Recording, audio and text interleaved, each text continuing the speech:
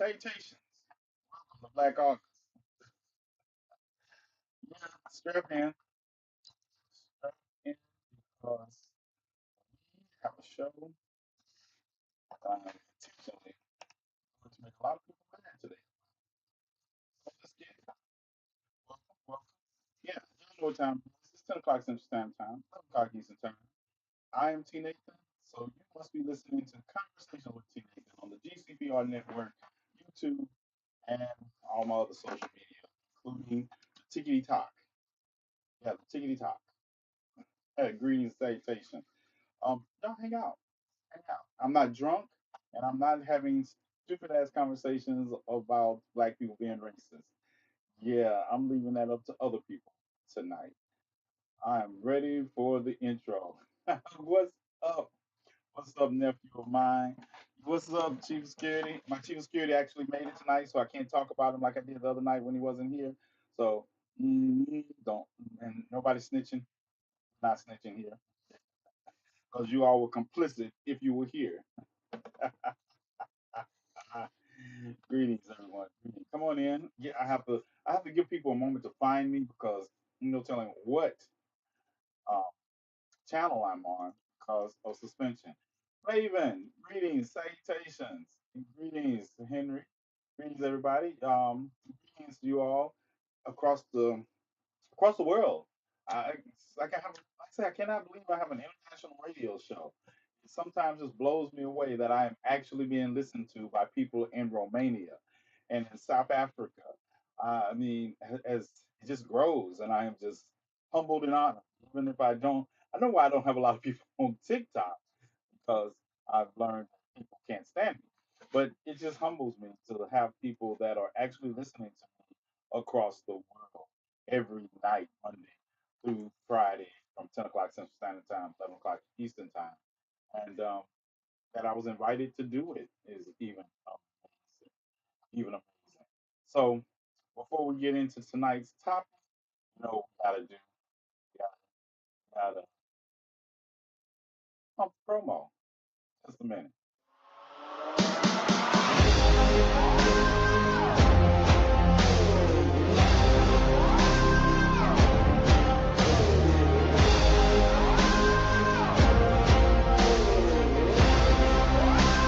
Conversations with TNathan delves into the stories of activists, scholars, and everyday heroes who have fought to continue the fight for justice, equality, and liberation. Not only will he educate and inform, but also empowers listeners to become active participants in the ongoing fight for justice. Every night at 11 Eastern on the GCPR network. Yeah, there you go. There you go. That's the intro. That's that's my intro. Yeah, I love that intro. Um, I gotta thank Gambit for making it. Great job. Yeah, Gambit did a great job. That's so tonight, what are we going to talk about tonight? Well, um, first I'm gonna start off by saying I waited all day. I, check YouTube out. Um, I waited all day, and I was waiting for something. Um, people are so. I watch these people run around and they quoting Dr. King, "I have a dream" speech all the time, all the time. A lot of your favorite creators. And today I watched.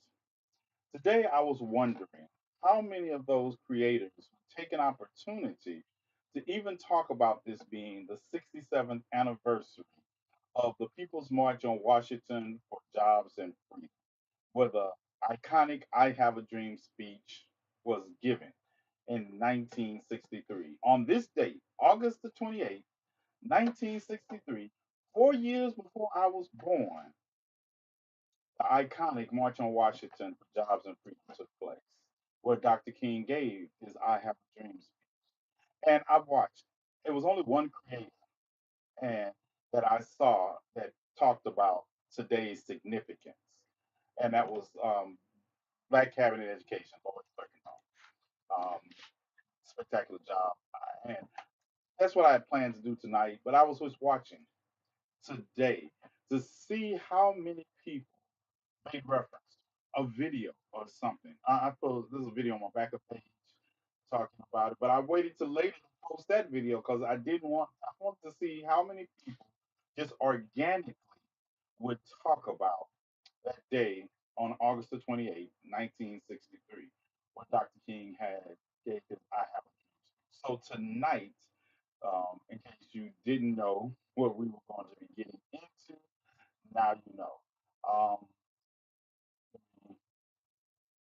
this is what we're going to talk about. We're going to talk about what happened on this day at this event organized. So over half a million people filled the National Plaza to hear Barry speakers.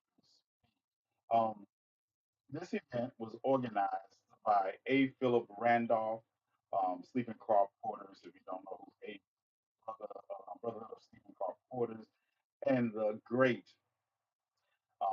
Baynard Rustin. And wow. And if you don't know who Baynard Rustin is, don't feel bad. I've done videos on him. I've talked about him before, but he was at the intersectionality of black, queer, and activists. He was he was phenomenal, right? And so this is a. But you know what? They're always showing these pictures in black and white, right? And therefore we always think that these pictures were in black and white. Let's see. Let's do this because they had color. I know people will see them in black and white and they would think, "Oh, these pictures are old." Or these pictures, no, these pictures came in color. They came in color. So we're going to talk about them in color tonight, and I'm also going to violate some copyright laws. Hopefully, we get away with it if I just play it in the background. But we're going to listen to the entirety of Dr. King's "I Have a Dream" speech tonight, and that's the least I figure we can do in honor of the 62nd anniversary of this iconic day. Um, we talk about we talk about Ruskin and we talk about um, A. Philip Randolph as the organizers, and they were phenomenal. Then we can talk about James Farmer, who was Congress. He was there, one of the big six. They call him the big six at that time. James Farmer, the Congress of Racial Equality, or CORE. It's called CORE. John Lewis, the incomparable John Lewis, at the time was with the Student Nonviolence Coordinating Committee, or SNCC.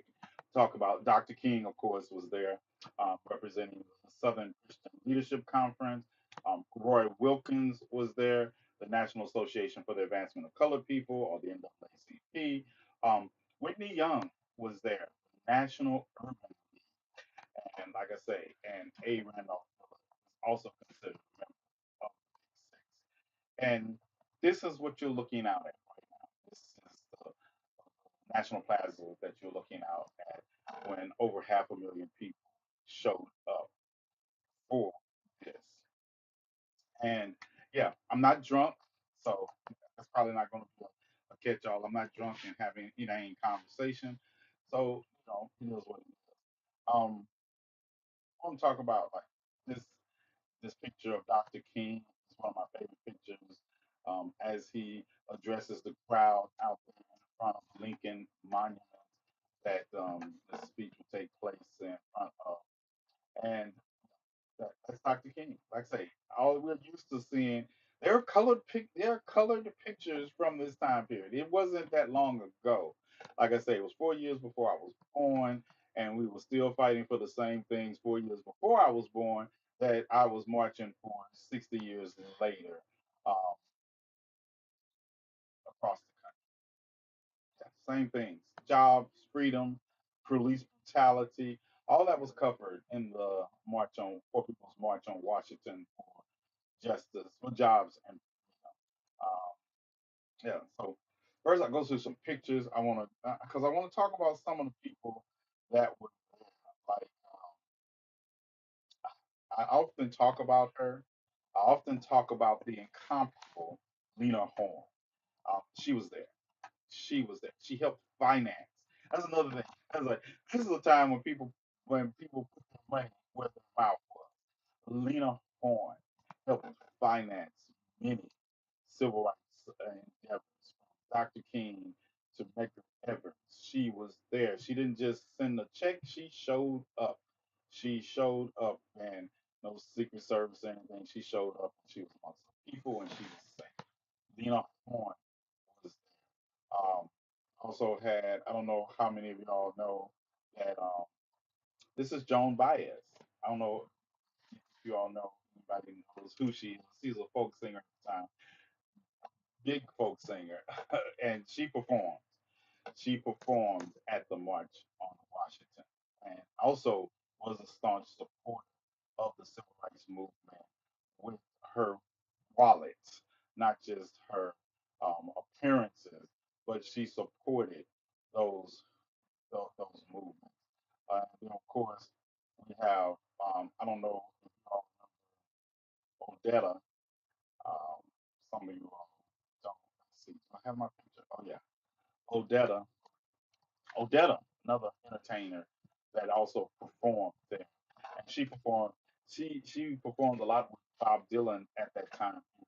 But yes, she performed at the March on Washington also. I was gonna kill some music by both of them, but I'm gonna be doing enough copyright violation with the speech of Dr. King. I didn't want to. Uh, I should, yeah. Uh, um, I didn't want to compromise it more. So yes, you had that, and then the incomparable D. Um, I don't even know what to start. Ozzy Davis and his wife were as synonymous with the civil rights movement as Coretta and Martin were. They used their star power. Um, Actors, of course. Her husband had one of those voices. Matter of fact, most of the time when you hear a speech by Frederick Douglass, it's been done by her husband, Ozzy Davis. Um, I look back and I said I was not gonna get emotional tonight. I was not. I said that, I probably am. But I look back and I know these people. I mean, I remember um, I was so young, and I still could remember my parents moving through these crowds. Um, and I didn't have a choice. We didn't have. Grandmother was the babysitter, and grandmother was there too. So if grandmother was going to be there, mother was going to be there, father was going to be there. That meant I had to be there because they wasn't leaving me with too many other people, right? So I remember not knowing who these people were. I was like 4 or 5, being in Hattiesburg, Mississippi, when Lena Horne came through. I remember um, meeting Ozzie Davis and his wife in the same room with me. And I tell people he picked me up. That's my story. I'm sticking to it. I believe he picked me up. Yeah, I believe I'm sticking with that. Okay. And this is this is the life. This is yes, dynamic duel. This was the life that I led coming up, but not to be overdone. But you know, let's. I want to look at not just the stars who were there, but the youth, black and white youth who were there, um, marching, that had saved up money and made their way to D.C. to participate in this once in a lifetime um, event, not knowing that it was going to be. You would hope it's a once in a lifetime event because it would accomplish what it set out to accomplish. But there have been several of these events in my lifetime because we're still fighting for the same things we were fighting for.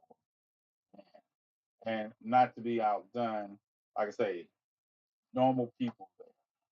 We demand equal rights now. Normal people. I remember seeing this iconic picture, and I remember got his name. He's in a documentary that took place like 20, 60 years later, and he was still alive, calling this moment. I think he was in his 80s then, and he was recalling this moment of being there and not knowing that this would become this iconic picture of people just there, not just all in suits, but in overalls also. Um, and then black women, black women were all over the place. Black women. That's why I tell you, the crux of the civil rights movement, the crux of us, our march towards liberation, has never been carried on the backs of black men, but it has been carried and nurtured in the soul and the heart of black women. It has been nurtured and carried in the hearts of black women, black women.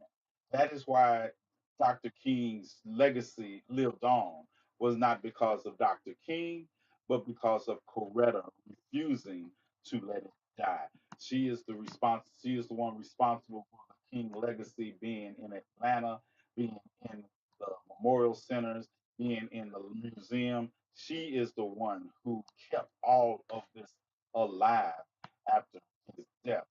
Um, Betty Shabazz, same way for El Haj Malik Shabazz, or who you all call Malcolm X. These women took their movements and they were already carrying them. But then when their husbands died, they had to bear the full weight of their husband's legacy. Marilee Evers, um, same way, Medgar Evers' wife, that became the CEO of the National Association for the Advancement of Color People, the NAACP. These women carried these legacies on, and they were represented. We have black women showing up. Freedom now. Like I say, they showed up and they showed out. And it is a wonderful sight to see that they did this. And what were we talking? Full employment. Like I say, these are the same. You could take these same poster boards, right? These same signs, and use them at any rally we had or any march we had in 2020, 2021, 2020, or what last weekend. You can take these same signs and the same sentiment still applies today. Same sentiment applies. And, you know, we had White Panthers there. Another thing I don't realize, I think people realize the closeness of certain extreme organizations like the White Panthers and the Weather Underground, and how they would show up and show out in a way that I don't think people get today. How they use their privilege to break into federal buildings and steal files and turn them over to the Panthers. How they use their privilege to infiltrate the very agencies that were being used against black and brown people, because that's what a difference in an ally and an accomplice is. An accomplice is there to fight with you even when you're not around. An ally, you know, United States, Great Britain and France were allies of Poland when Adolphus marched into there, and we see what happened with appeasement. That's a conversation for a different day. These, the White Panthers, the Weather Underground, these were organizations that proved their melee by their work, proved their melee by their work. And like I say, this one, the UAW, United Auto Workers, um, they were there. They stood with the Brotherhood of Stephen Clark Porters, and they was like, government of all people, for all the people, by all the people. I mean, like I say, said I wasn't gonna get emotional, but it is something about this era that when I see now, as I watch Lisa Cook, who is the Fed governor, who is trying, Trump is trying to fire, and I watched the Peter Navarro today call her an animal. Peter fucking Navarro, who went to prison for fraud, had the nerve to call Lisa Cook uneducated and not. Yeah, I was gonna show the video tonight, but I didn't want to get too far into it because I wanted to do this. So if we have enough time after this, I'll show the video. But to watch him call her an animal, when 300,000 black women have lost their jobs alone in this administration already, and people have the nerve to say they're sitting out because somehow it doesn't affect them. But these black women are suffering, and they have dedicated themselves to being a representation of blackness on the highest scale of excellence. And then some whew, as people have the nerve to say they're sitting out because this doesn't affect us. Yeah, it does. You know, uh, moving right along, like I said, moving right along. I don't want to do that too much, but I want to go back to my oh, that. This is my favorite picture, and like I say, um, I didn't see anybody else do this, so we'll see how far we get. But here, in its totality, is the "I Have a Dream" speech from August 28th, 1963. Let's The pleasure to present to you Dr. Martin Luther King, Jr.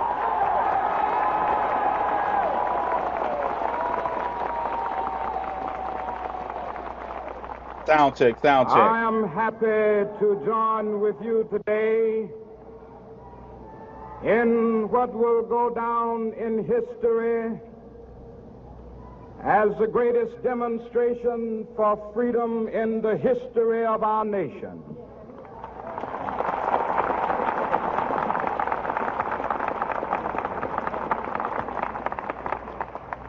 Five score years ago, a great American in whose symbolic shadow we stand today signed the Emancipation Proclamation.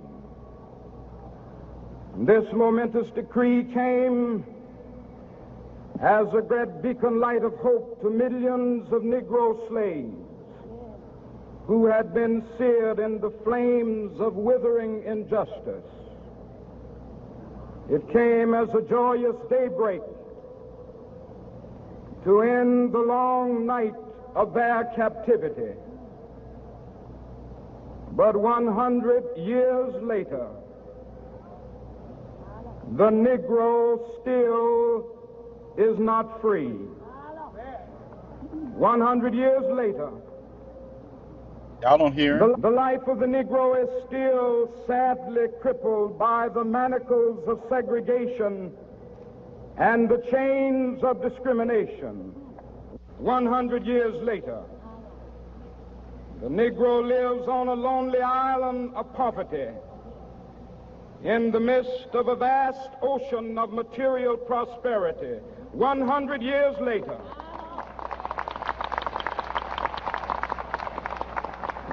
the Negro is still languished in the corners of American society and finds himself in exile in his own land. What? And so we've come here today to dramatize a shameful condition. In a sense, we've come to our nation's capital to cash a check. Here to cash The the check. architects of our republic wrote the magnificent words of the Constitution and the Declaration of Independence. They were signing a promissory note What? to which every American was to fall heir. This note was a promise that all men, yes, black men as well as white men, would be guaranteed the unalienable rights of life, liberty, and the pursuit of happiness. It is obvious today that America has defaulted on this promissory note insofar as her citizens of color are concerned. What?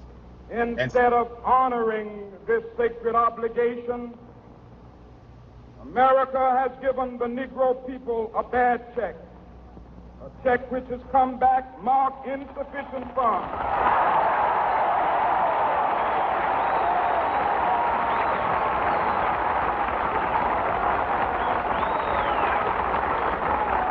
Insufficient funds.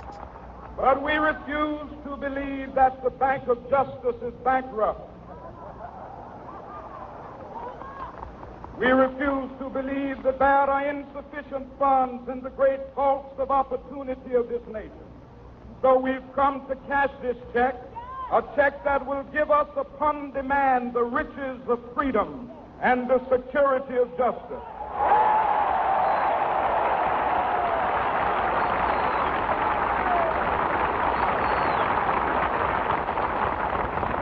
We have also come to this hallowed spot to remind America of the fierce urgency of now. Urgency of This is now. no time to engage in the luxury of cooling off or to take the tranquilizing drug of gradualism. So, that's not patient. Now is the time to make real the promises of democracy. To make real. Now is the time to rise from the dark and desolate valley of segregation to the sunlit path of racial justice. Now is the time. Not tomorrow, not sometime in the future. To lift our nation from the quicksands of racial injustice to the solid rock of brotherhood. Now is the time. Now, not no. Make justice a reality for all of God's children. It would be fatal for the nation to overlook the urgency of the moment. This sweltering summer of the Negro's legitimate discontent will Summer not about pass discontent. until that is an invigorating autumn of freedom and equality. 1963 is not an end, but a beginning. Those who hope that the Negro needed to blow off steam and will now be content will have a rude awakening if the nation returns to business as usual.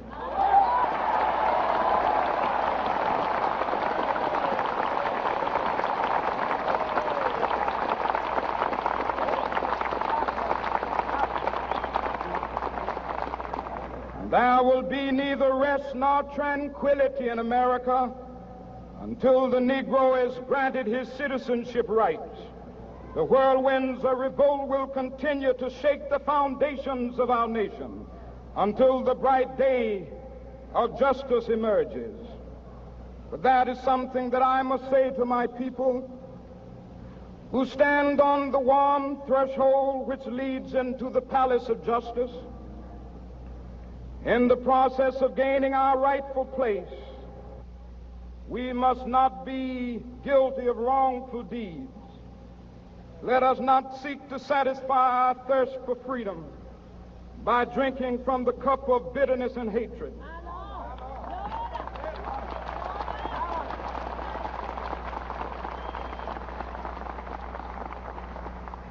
We must forever conduct our struggle on the high plane of dignity and discipline. We must not allow our creative protests to degenerate into physical violence. Again and again, we must rise to the majestic heights of meeting physical force with soul force.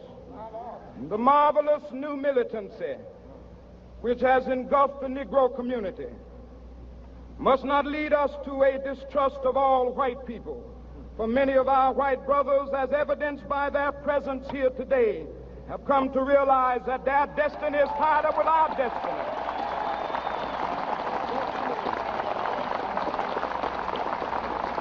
Chief of Security.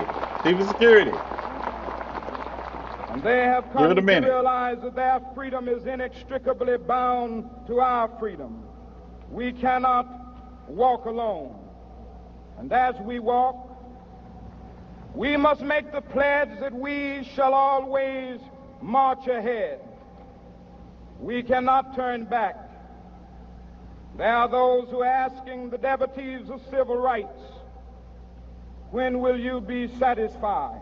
When will you be satisfied? We can never be satisfied as long as the Negro is the victim of the unspeakable horrors of police brutality.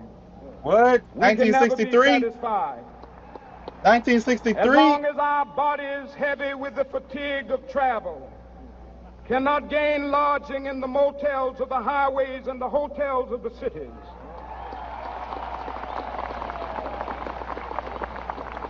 We cannot be satisfied as long as the Negro's basic mobility is from a smaller ghetto to a larger one.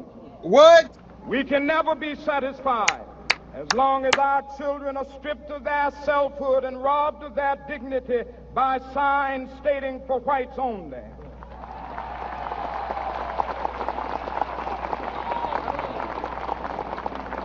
We cannot be satisfied as long as a Negro in Mississippi cannot vote and a Negro in New York believes he has nothing for which to vote.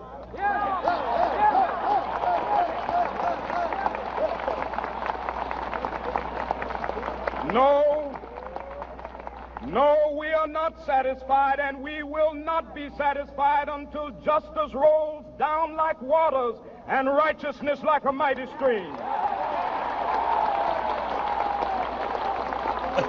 Yeah, I know.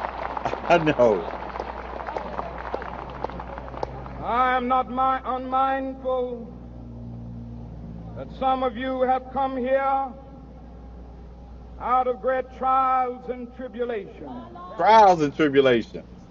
Some of you have come fresh from narrow jail cells. Say that. Some of you have come from areas where your quest for freedom left you battered by the storms of persecution and staggered by the winds of police brutality. You have been the veterans of creative suffering. The veterans of creative suffering. That unearned suffering is redemptive. Go back to Mississippi. Go back to Alabama. Go back to South Carolina. Go back to Georgia. Go back to Louisiana. Go back to the slums and ghettos of our northern cities. Knowing that somehow this situation can and will be changed. Let us not wallow in the valley of despair. I say to you today, my friend,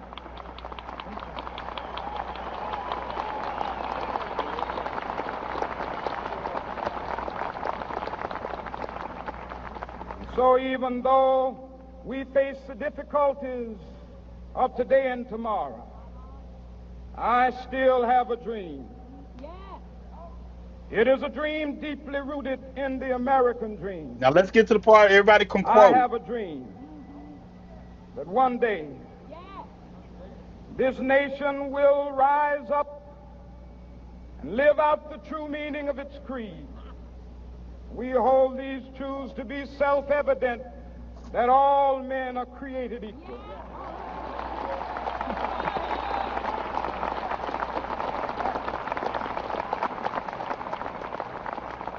I have a dream that one day on the red hills of Georgia, the sons of former slaves and the sons of former slave owners will be able to sit down together at the table of brotherhood. I have a dream that one day,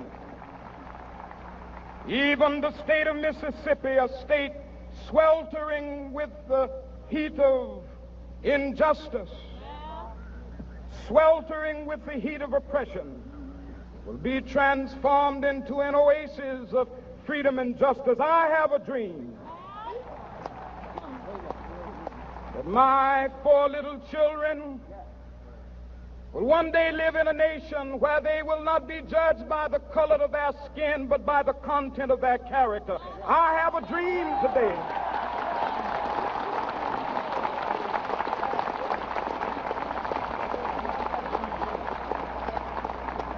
I have a dream that one day down in Alabama, with its vicious racists, with its governor having his lips dripping with the words of interposition and nullification. George Wallace. One day right there in Alabama, George Wallace. black boys and black girls will be able to join hands with little white boys and white girls as sisters and brothers. I have a dream today.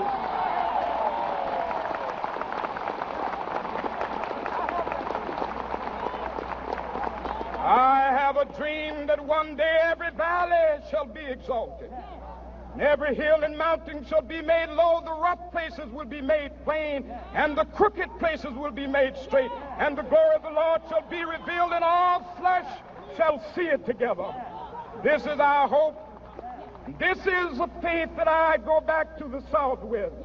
With this faith, we will be able to hew out of the mountain of despair a stone of hope. With this faith, we will be able to transform the jangling discords of our nation into a beautiful symphony of brotherhood. With this faith, we will be able to work together, to pray together, to struggle together, to go to jail together, to stand up for freedom together, knowing that we will be free one day. This will be the day. This will be the day when all of God's children will be able to sing with new meaning, "My country, tears of thee. Sweet land of liberty, of thee I sing. Land where my fathers died, land of the pilgrim's pride. From every mountainside, let freedom ring. And if America is to be a great nation, this must become true. And so let freedom ring. From the prodigious hilltops of New Hampshire, let freedom ring. From the mighty mountains of New York, let freedom ring. From the heightening Alleghanies of Pennsylvania, let freedom ring. From the snow-capped Rockies of Colorado, let freedom ring. From the curvaceous slopes of California. But not only that, let freedom ring from Stone Mountain of Georgia. Let freedom ring from Lookout Mountain of Tennessee. Let freedom ring from every hill and molehill of Mississippi, from every mountainside. Let freedom ring. And when this happens, and when we allow freedom ring, when we let it ring from every village and every hamlet, from every state and every city, we will be able to speed up that day when all of God's children, black men and white men, Jews and Gentiles, Protestants and Catholics, will be able to join hands and sing in the words of the old Negro spiritual, "Free at last, free at last. Thank God Almighty, we are free at last."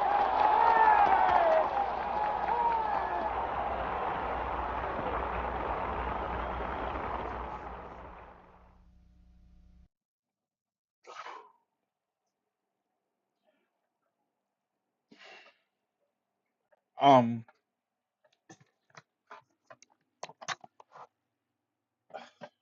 where do I use? I listen to this speech often. I listen to the speech often. I listen to this speech because it reminds me, you all had better men than me.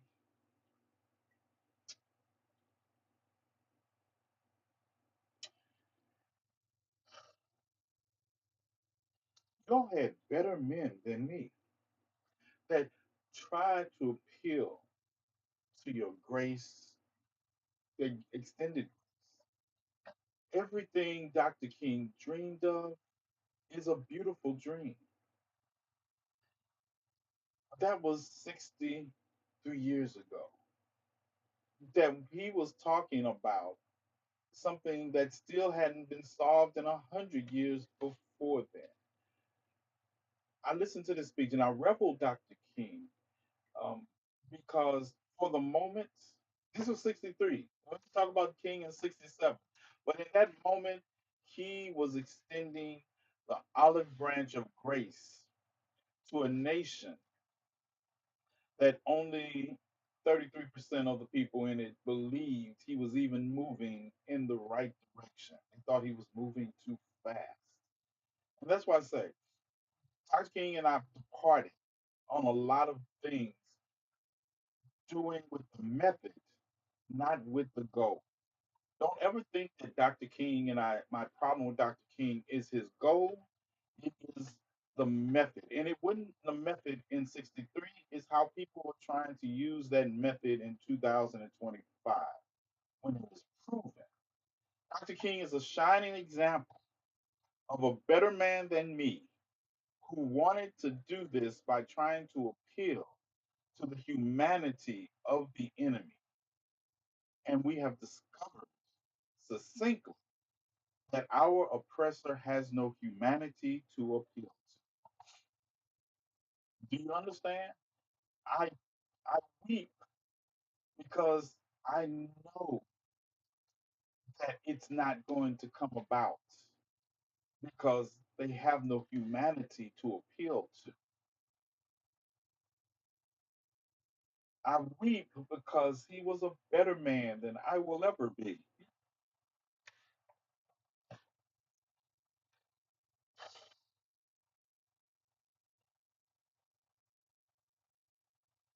And they killed him.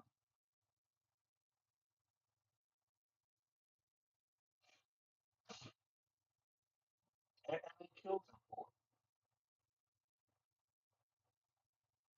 it. And today, on the 62nd anniversary of the I Have a Dream speech, I have people that look like me sitting out of the fight. I have people that look like me drunk and on live talking about black people can be racist. I have people that look like me that are more part of the problem than the solution.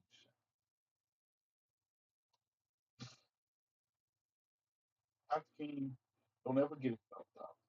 I am rebel this man. El Hajj Malik Shabazz, I rebel him. I just realized that 63 years later, the methodology does not work. The methodology is getting us killed. The idea that I look at these people that gathered in front of the Lincoln Monument, stretching all the way back to the Washington Monument, and I think about what they did to just come there, just to be there, and I think about how many of them died violent deaths because of the color of their skin, that believed in Selma and 65, that were beating on a bridge, that in Mississippi and Bloody Sunday on the beach, that were beating because of their skin. And they somehow believe that if people would just see us bleeding, they would somehow say, oh, we can't do this. No, that is untrue. That is untrue. So I listened to King and I learned from all of those. Everyone I talked about at the beginning of this live, I've learned that their philosophy for what liberation looked like is beautiful, is beautiful. But they had a faith in the oppressor that we should not. We should understand. I have 60, I have 57 years of life that proves that the oppressor cannot be trusted. I have 57 years of life that shows us that sometimes the enemy wears sheep's clothes. That's why I'm so harsh on the people who say they support me, or they follow me, or they want to be in the inner circle. Yes, I am damn harsh on them because for too long we have just accepted people that just showed up and didn't do any. William O'Neill should have died the first day he showed up at the Panther headquarters, and then we would have had a leader still alive. They might have eventually got to him, but William O'Neill shouldn't have been the tool that they took down. When I think of Fred Hampton and I think of what he stood for at 21, and I listen to people now, they say they can't get it together at 61.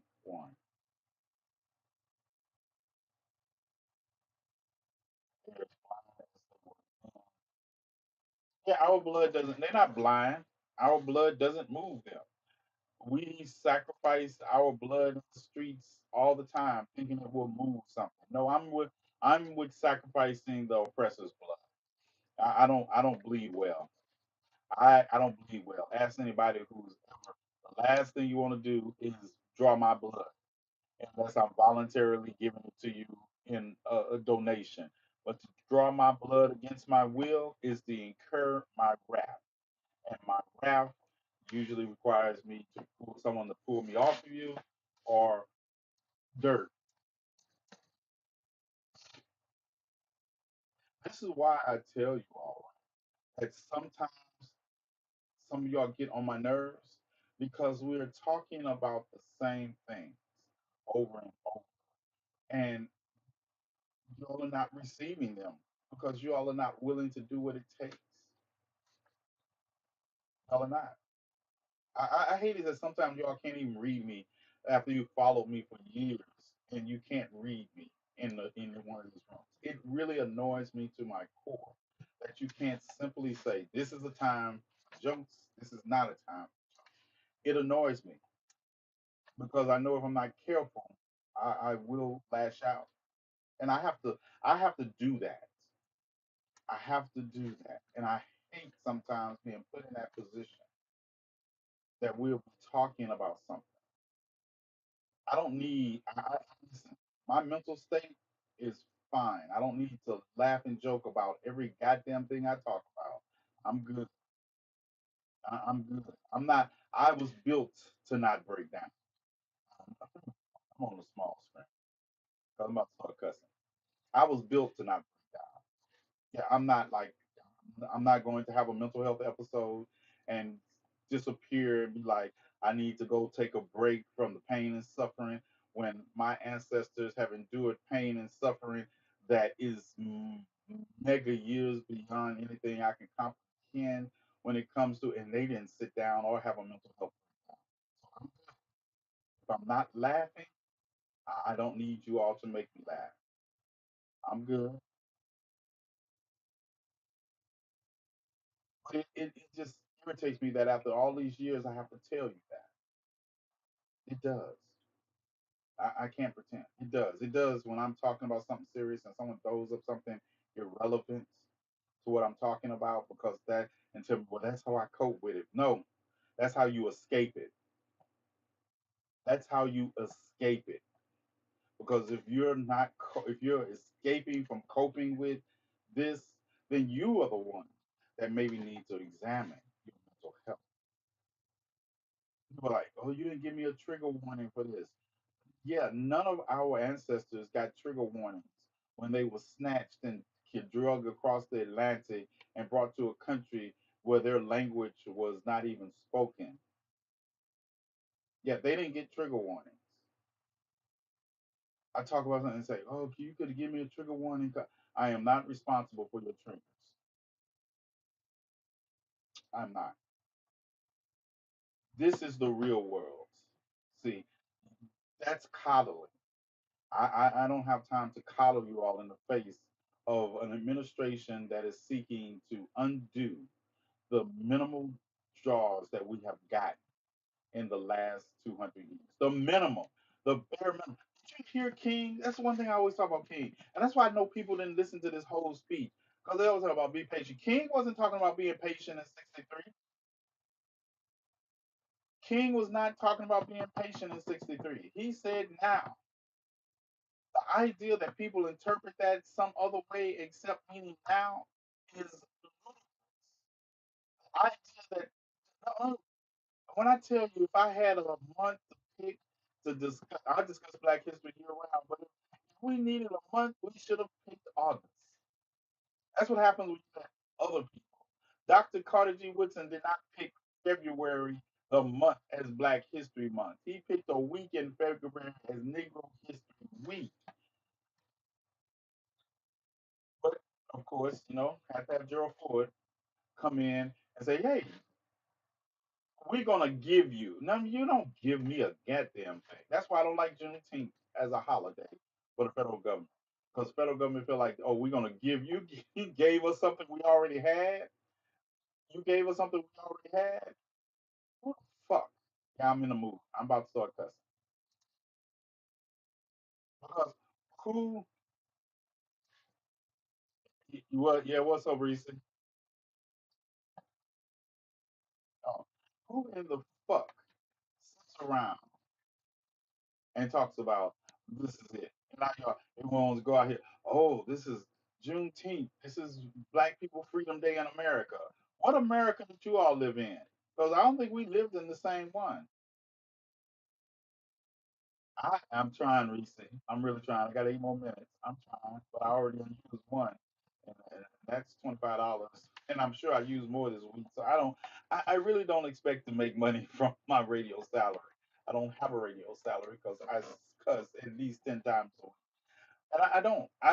The audience is what I want. I want the worldwide audience to see a black man that stands on business,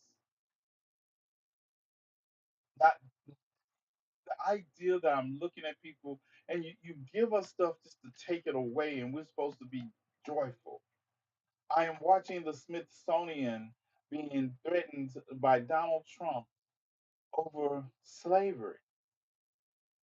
I am watching black women be attacked just because you want their positions. So you can fill them with people that are going to acquiesce to doing what you want. I am watching the history of Nazi Germany as Adolphus puts in people that he knows are loyal to him in positions that are supposed to be independent of him. I am going to watch numbers come out of the Department of Labor that have no reality about the job market. I'm going to watch the stock market climb in a bubble by numbers that the world knows they can't depend on. And who are all these crashes going to inadvertently affect? It's people who look like me, black, brown, poor people. Yes. And then this the thing is that we're going to see this illusion. No, it's not going to be an illusion. It is going to be the wealthy are going to be doing good. The country is going to be looking like it's doing good. But we know that at the bottom, at the level I deal with every day, we're getting more. I I realized this week that somehow there are 15 more families that are homeless. 15 more families, not 15 more people, 15 more families that are living in their car or couch surfing, that are experiencing food insecurity. 15. And I was just counting them up today. I said, where did you all come from? Right. When you grow up on the battlefield and live as an activist, you don't have time for it. Of survival. Listen, listen, and it's not to say that we don't have that balance. Yeah, we do have that balance because we even it was called the Jubilee. Even the Jubilee is a celebration of how we took nothing and created something with it. But somehow I think sometimes we're just so used to surviving that we don't believe we have the ability or the right to thrive. I'm not just fighting for our survival. I realize that we are not thriving. We're not thriving because people have become so complacent in the dream that they're not willing to do to make that dream a reality. Like I say, Dr. King's dream, when you look at it and what he wanted, it's beautiful. But if you're just going to sit there and close your eyes and take a nap and think it's going to materialize out of thin air, you're part of the problem. You're part of the problem. If you think that the oppressor is just going to wake up tomorrow and because of no other reason than they just became good people overnight, that they're not going to push back against that reality. And they don't even have to push back about it because you all are believing that it's just going to happen, that the God is going to wave the hand. If one more of you all comment on a video, I'm talking about something. Look at God, we're going to have a bad misunderstanding in the comment section because you're talking about the same God that didn't answer one goddamn prayer during slavery. Yeah, I told you those days are over. I'm not even here to make peace with that God or you. You are part of the problem because you're one of the ones who believe that thoughts and prayers are going to change the oppressor, and the oppressor don't care enough about thoughts and prayers to save their own children sometimes. Yeah, so I'm not here for it. I'm not here for it. Y'all can go listen to those people that are drunk on their lives talking about black people can be racist and entertaining racists and bigots. Go, go, go with my deepest Christian blessings. Stephen Miller would just wake up generous after reading a subpar political pun on a. Stephen Miller is the embodiment of this administration's policy. But yeah, go. Yeah, go. Go have lives about who's watching adult fun happy time doing their lives. Go, go. I don't need you anyway. The movement doesn't need you. The movement does not need people who are more obsessed with the trivialities of ignorance. No, we have a movement of young people during the 60s and 70s that were out here doing more than most of the people that are just holding court on a social media network have done in their entire lives. Three young men lost their lives in Neshoba County, Mississippi by the Klan because they were registering black people to vote. And you all out here are worried about if you're going to wherever the fuck you're going for your first date. They didn't get a first date. Hmm. Shawnee Goodman Brown, they didn't get a first date. They got the Klan and they got thrown into a river. Emmett Till didn't get a first date. Mamie Till Mamie Till dedicated her life to not letting you all forget what racists did to her son in Money, Mississippi. And you all have the nerve to tell me you need a break. I don't have the time or the inclination. I don't. I don't. I look at those people that scrape together donations, everything. It's 11 o'clock. Correct. Listening to these glasses tell me all these emojis, all these emojis, Reese.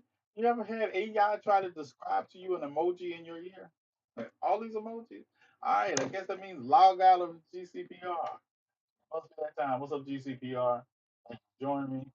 My sister says I need to log out before I get some more violations, before I get a negative check. Y'all have a good one. I'll see you tomorrow for the last show of the week.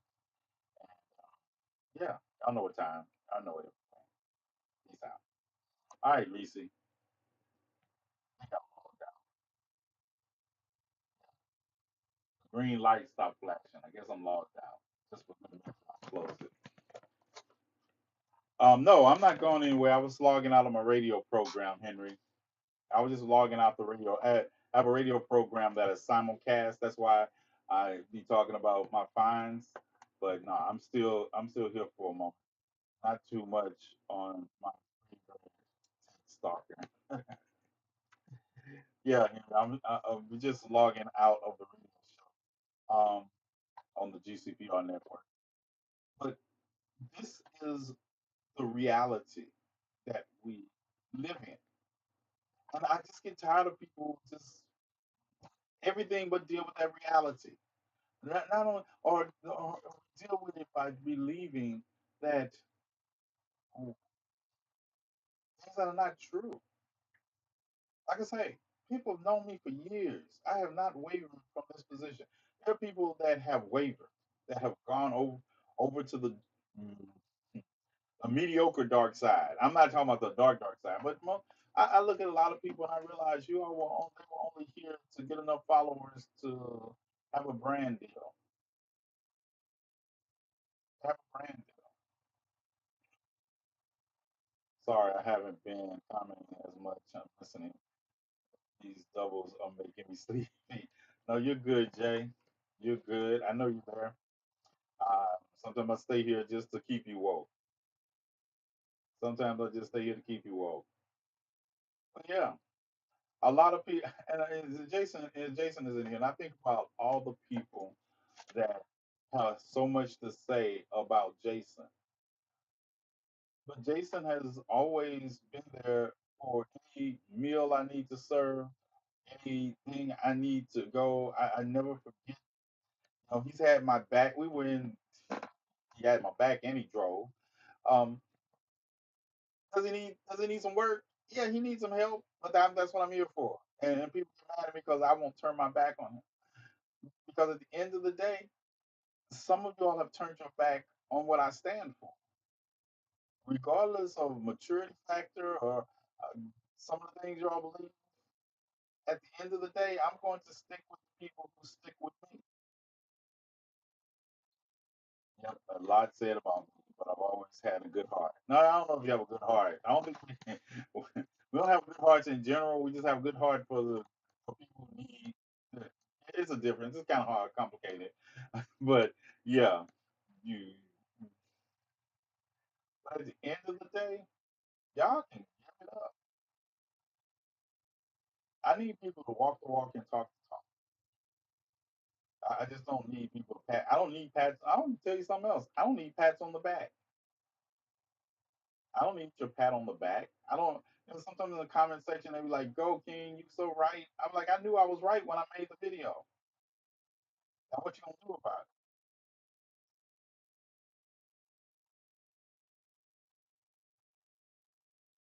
What you gonna do about it? I don't need a pat on the back. I'm good. My ego is self-sustaining. It doesn't need stroking or anything like that because I stand on the business I stand on. And it amazes me that people who have said they know me for so long and think that. I get upset when you don't add anything. If you're gonna comment, I understand you comment for the algorithm. That's fine, but you don't have to. You don't have to on my video. But add something. Add something. Add something. Tell me the perspective. Tell me the perspective. Add cuss the person I'm talking about out in the way you have to. Cuss them out. Yeah, I'd rather that. Telling me I'm right. Damn, I made the video. I knew I was right. It's not. It's like I'll make a video about history and say, "Yeah, you're right. You're right." I knew I was right when I made the video. Now, tag somebody in the video that was wrong. Yeah, do that. Tag some of these people in the videos that are not doing it right.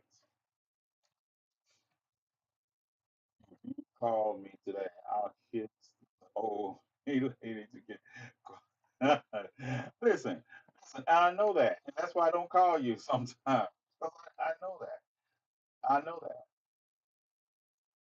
I know that. And I tell you, some of y'all have a purity test that you all would fail, much less y'all holding other people to it. At the end of the day, let me tell you a secret for those of y'all who don't know it, and I want you to start acting like you know it. Liberation of marginalized groups of people by any means necessary is my goal. And anybody that wants to stand with me in that goal, long as you know, but you do know, don't give me no bullshit ass. What if they this or what if they that? I will bury you. Touch children, you get buried. Violate people's autonomy, that's a beatable offense. So don't come with me with these if then statements. People that know me know what I stand for. But if you're willing to stand in that and also take a little fire in the process, then we can do this. If another person tells, I think some people they be like, well, you know, so and so, he did this when he was younger and did this when he was younger. I was like, bitch, I carried a gun and whipped people that looked like you when I was younger. Do you really want to have this conversation? I used to whip people that looked like you for snitching on things that are irrelevant to the movement. I don't care what you did 20 years ago, long it wasn't in violation of what I stand for. We can work it out. Because I know you want to talk about murdering people. And another thing, I am done with TikTok language. I've always been done, but I'm even more son. Don't come in here talking about pew pewing anybody. If you can't say shot somebody, then don't say anything. I am I'm making a video about this too. We are allowing an app to control our language to the point that we minimize what we're talking about. Pew pew. I just be listening to people like, oh, they got pew pew. You can't say that. I don't care enough about this page to minimize or euphemize what the fuck I'm talking about. If I'm paying over $250 a week to cuss on a radio station, you think you know how many and I'm listening to it and the subtleties of it. It's like, yeah, we can't say this on TikTok. I'm a grown ass man. Language matters. Do you understand that? Language matters. Language has power. And if we're going around euthanizing our language because, oh, that's just too strong a word, I mean it as a strong word. I am a wordsmith. Now we will never see a video. You know what? My ancestors never saw a video. Probably won't. But if you want to see my videos, you got to invest in them. You got to come to the page. If you're waiting for the algorithm to show it to you, you're not going to see them. If you're waiting for just one medium to show them to you, you're not going to see them. Revolution requires work. I didn't learn everything from one book. I also learned from the experiences that my grandparents shared with me, my mother shared with me, being out on the road shared with me. That's it. It work. Revolution requires work. They're all going to get taken down, but you know where you can find them at? You can find them on Instagram until they get taken down. Or what about I just start my own? Why don't I just start my own server and load them up? I load videos up to my own server. They can't be taken down. And I'll start posting back on. One thing about Twitch, or I mean, one thing about X, they don't take my videos down unless I go real overboard. They take down now. People block me, but that's the medium I have to use because the message will get out. But I am not bending my language to fit some PG version of oppression. PG version of oppression. That's what they want us to do. They want us to, oh, they were pew pewed or they were unalive. That sounds like what? That sounds, no, they were murdered. That's why I tell people about civil rights leaders. They were murdered. They didn't sacrifice their life. Dr. King did not walk onto the balcony of the Lorraine Motel and just say, you know what? Shoot me. Here I am. No, he was murdered. El Haj Malik Shabazz didn't go into the mosque and say, hey, you know, today is a good day to die. I volunteer. No, he was murdered. Edgar Evers didn't pull up in the driveway of his home with his kids in there and say, you know, I think this is the spot where I want to die. No, he wasn't sacrificed. I get so tired of people talking about our leaders sacrificed their lives. They were murdered. Say it with me. Say it with me. They were murdered. They were murdered. Vernon Damers, murdered. Murdered. They were murdered. Viola Veluza, she was murdered by the Klan, white woman, trying to give black people a ride to the polls. She was murdered too. Yep. Philadelphia 3, murdered. Murder, murder, murder, murder, murder, murder. Yeah. They wasn't unalive. They didn't sacrifice. They were murdered.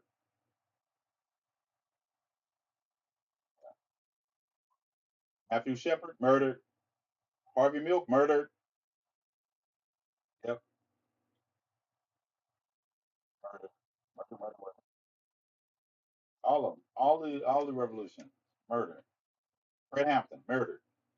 Didn't sacrifice. So this is who you all have signed up for. If you don't like it, it's too raw for you, please go watch people have conversations about people mistreating black women in their lives. They continue to do it. Go watch those people. Go watch people that tell you you're black women, you're not safe here. Go try to coddle them. That's what you do. Go coddle the people that are watching Corn doing a live and talking about events. Go watch the people that take your money and don't do anything that you ever see except smoke trees, a smoke fund. I can barely raise a couple of dollars a month to feed those who have to be home. And this motherfucker out here having whole ass lives with a smoke fund and smoking every night. A smoke fund? Are y'all for real? Y'all are donating y'all's money to somebody to have a smoke fund?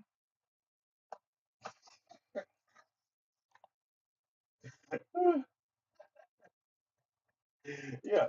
People are about, y'all better be lucky I can't weaponize you all. Yes, I would weaponize every one of y'all if I could. Yes, I would. Yes, weaponization.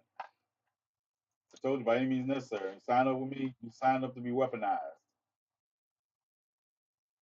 Sign up to be weaponized. How are black women still patronizing people that have shown they don't care about black women? How? How, how are you all still visiting those lives? Are black women that desperate that they visit the lives of people that continue to victimize them with the hope that you all can change them? Is that it? Did I miss something? Did I miss something? I'm just curious, black women. Is that what y'all? That's what y'all doing now? Y'all patronizing the lives of people that continue to show you all their danger to black women, but you all think you can change them? Is that what it is? Is that why y'all continue to go to these lives? Because there are other black women coddling them, and you feel like yeah, we can help. I really feel like y'all can help some of these no good ass black needs. Yeah, yeah. I almost, and I don't want to say that word. I don't want to say that one. But y'all feel like you all can change them? Is that what it is? Because black women, y'all need help. If that's what you all think. Every couple of months, the same people are having the same problem, and you all will forget it within 30 days and be in their lives. Then you'll be holding other lives about they disrespected black women. They've been disrespecting black women ever since they've been on the app. On the app. Ever since they've been on the app, they have disrespected black women. And you all keep going back to them.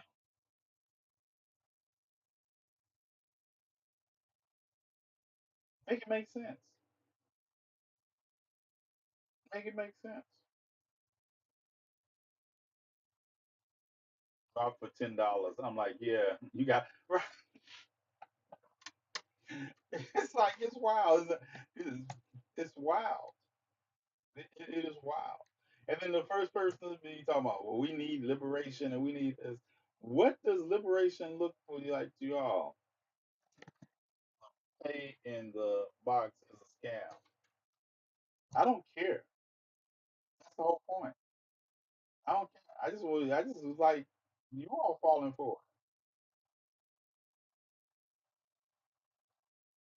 it. Weaponization. That's the next stage. Yes, I've talked enough. Now we're gonna talk about how we weaponize. How we weaponize. To think I never had these scam ideas. These people have I failed. Yeah. It's cool. You can try to drop. I'm just gonna block. Listen, if if you all sit back in the face of injustice, you don't get to cry when injustice becomes the law of the land. If you sit quietly back in the face of injustice, you do not get to cry when injustice becomes the law of the land. This is no ifs, ands, or buts. Now, listen, we're gonna solve this during midterm.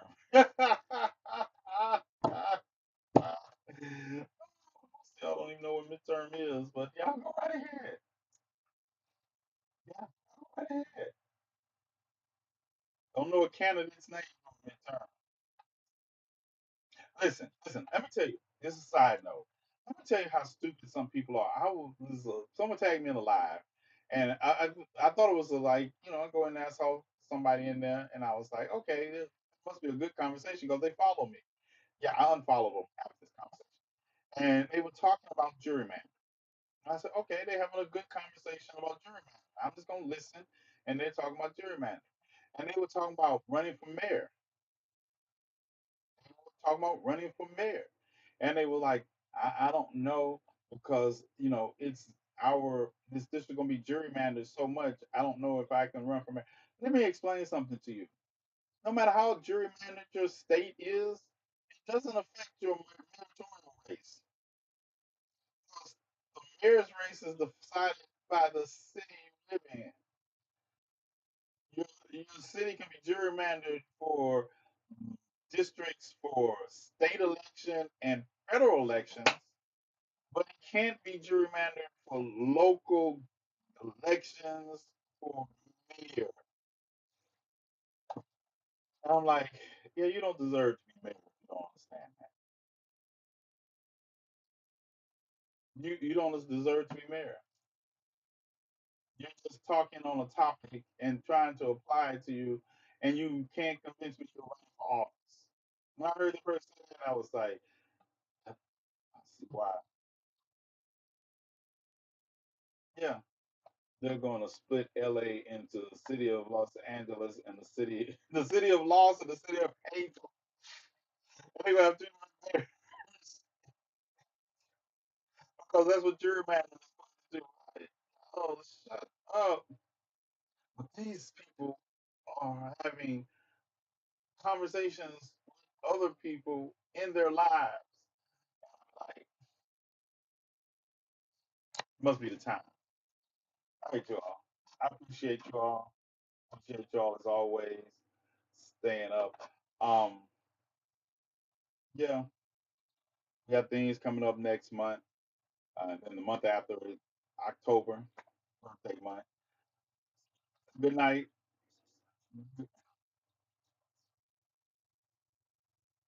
Good night, Reese. Get that algebra homework out for him. All right, I'll see you all later. You all have a good one tomorrow. Tomorrow is Friday. I did teach today, so I guess tomorrow is Friday, right? Yeah, so tomorrow's Friday. Um, Probably, I don't know if it's the last show. It's the last show for CGP for GCPR network of the week. But yeah, we got movie nights. We got movie night this weekend. Then depending on what time I get off my high horse tomorrow, if I get off my soapbox in time, I might have some movies tomorrow night. I'm trying not to soapbox tomorrow, but depending on what happens, I might.